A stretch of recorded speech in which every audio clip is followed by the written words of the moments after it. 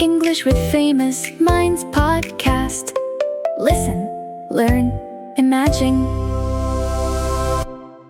Hello, everyone. I'm Vicky, and this is English with Famous Minds podcast. Take a moment, relax, and just listen. Today, we are speaking with a woman who never stopped creating. Even when life was very difficult, even when her body was in pain, she turned her suffering into art, and her art changed the world. Today's guest is Frida Kahlo. Frida, welcome. Thank you, Vicky. I am very happy to be here.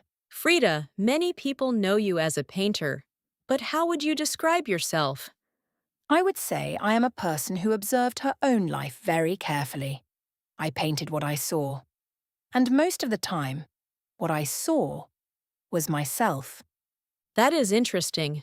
Most painters look at the world outside. But you looked inside. Why? Because I spent a lot of time alone. When I was a child, I had a very serious illness. I stayed in bed for 9 months. I could not go out. I could not play with other children. So I learned to look at myself. And I found that very interesting. That must have been very difficult for a child.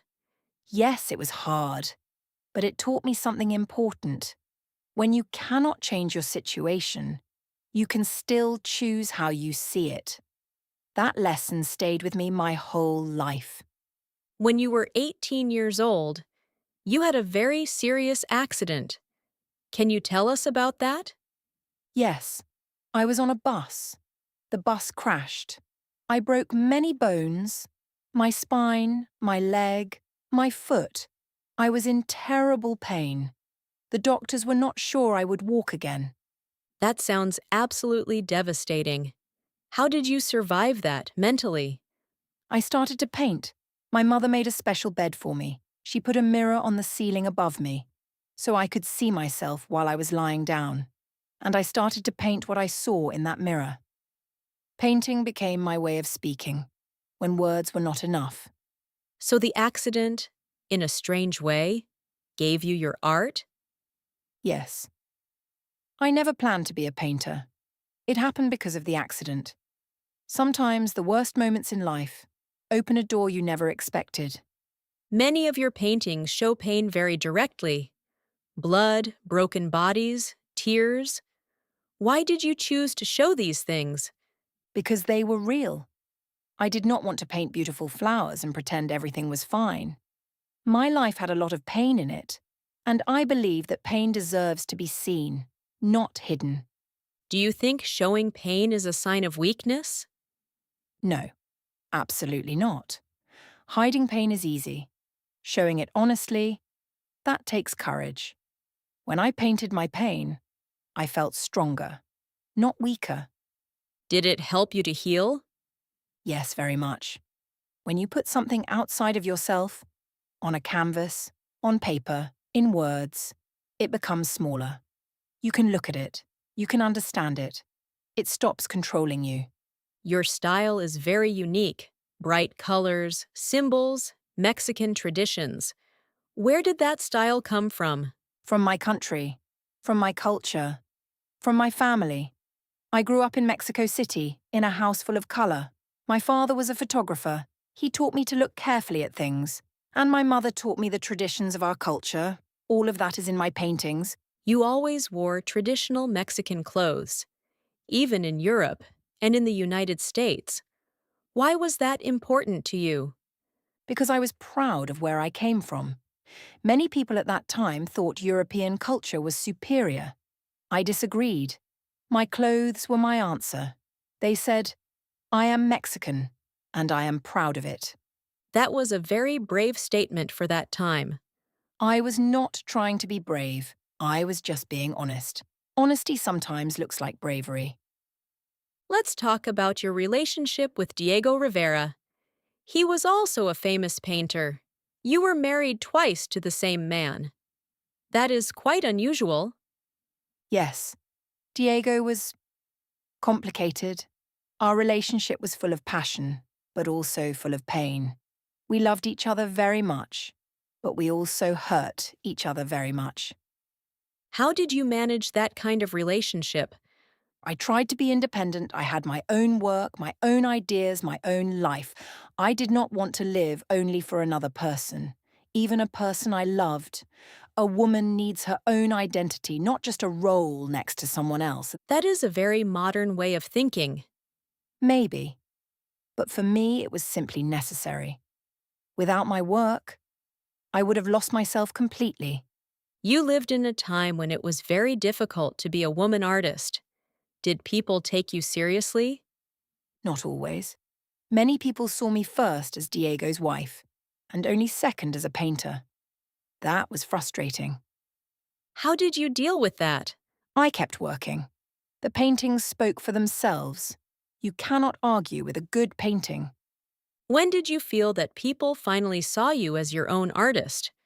When I had my first exhibition in Mexico in 1953. I was very sick at that time. The doctors told me I could not leave my bed, but I refused to miss my own exhibition. So they brought my bed to the gallery. I attended my own exhibition lying in my bed. That is an incredible story. I was not going to let my body decide for me. Not that time. Your paintings are full of symbols: animals, plants, broken hearts. How do you choose what symbols to use? I follow my feelings. If something feels right, I put it in. A symbol is like a word in a different language.